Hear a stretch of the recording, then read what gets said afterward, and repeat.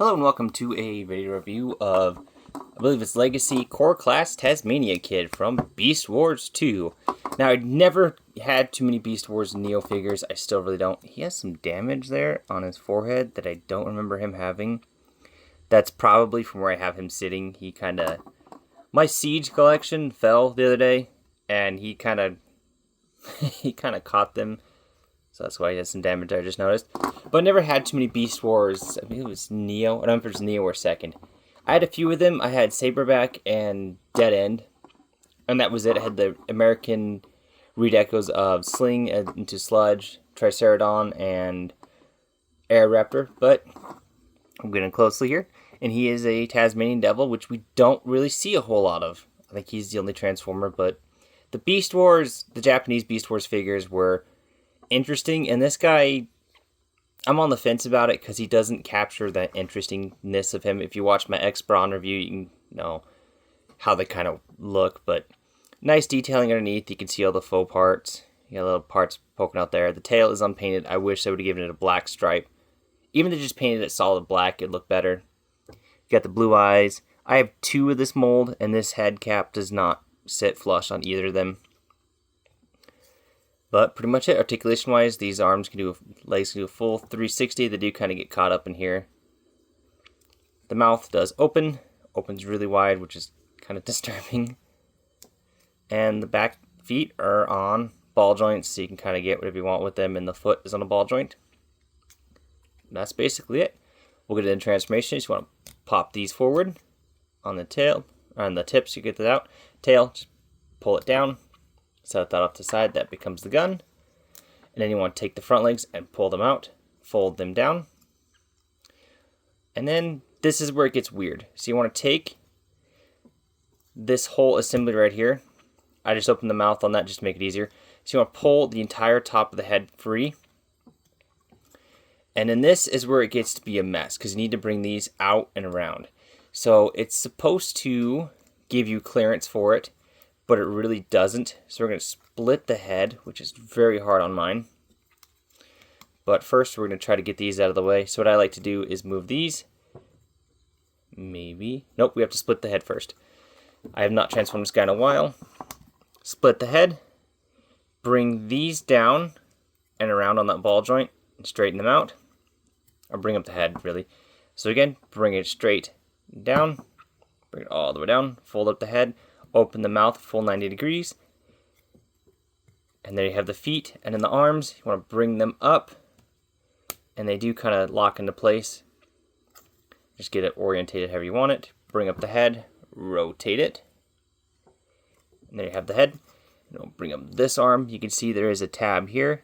And there's a slot there. And it does lock into place. Again, rotate the hand.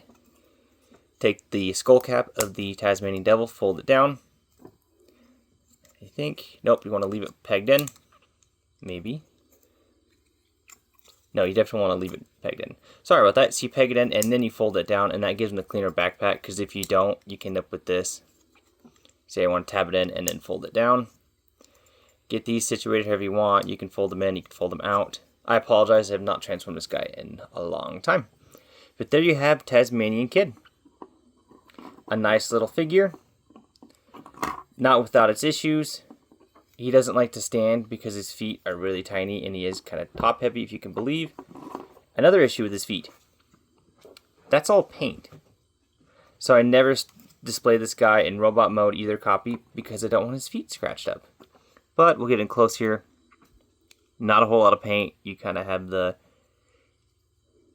reddish color there. It's hard to see on camera, but a little reddish color. You got the white, blue eyes, black face. Ignore my cat getting into stuff in the background.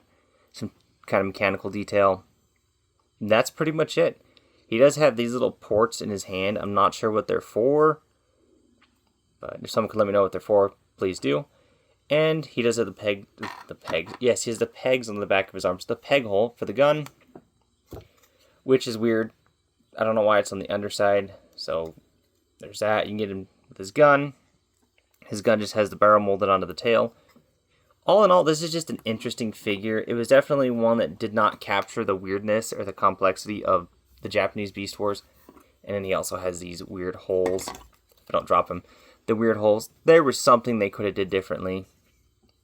And yes, this is permanently here. You can't change that. There is no weapon storage in robot mode other than right here. So if you want to store the weapon in robot mode, not have it on his arm, he has a tail. So there's that. I don't know if the original figure had it, but articulation-wise, the shoulders will go out that far until they hit. We'll go basically a full 360. You kind of got to move it out of the way of the panels. Make sure that doesn't clip into that. Elbows are on a ball joint, so you get your full 360. You get 90 degrees of motion. Hand will move up. It's also on a ball joint, so you get really weird articulation. Head is on a ball joint, but you're only going to get a 360 degree turn. Pretty much it. Can look up. Not really, unless you move the backpack back. But hips will move outward 90 degrees. I'm going to remove his gun so it's getting in the way. Back just a little bit and forward 90 degrees. Oh, excuse me. Ball jointed knee, so you do get your knee rotation and 90 degrees. And the foot is also on a ball joint, so you get not too much pivot. Move down for transformation and move up just a little bit. So you really can't get this guy into too many decent poses because it's just a limitation in the kibble. You can get some, but not a whole lot, and my desk is a little wobbly. But yes, without large heels, he falls over. So this has been a quick review of Core Class Legacy Tasmania Kid. If you can find him on clearance, my other one that I think it's this one. I paid full price for the first one. This one I found on clearance at Walmart for $5 is the only reason I bought him. If you can find him for cheap, I would get him. I would not. Well, obviously aftermarket now. I would not have paid what he was new. I mean, I did, and I kind of feel a little let down by him.